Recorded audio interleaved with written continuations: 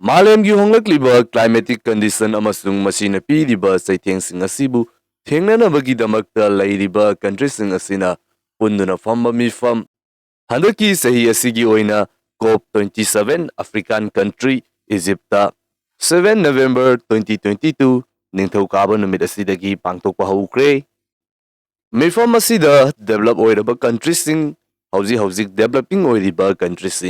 amasung develop oidriba hantariba countries khudinga asi pundana saruk yari sahi khuding pangthoktuna lakriba mifam asida lairiba countries asina magi fajaraba plan kaya ama pukhatnaduna madubu implement di tawdabida adumak mifam phamduna hauji fawba laklibani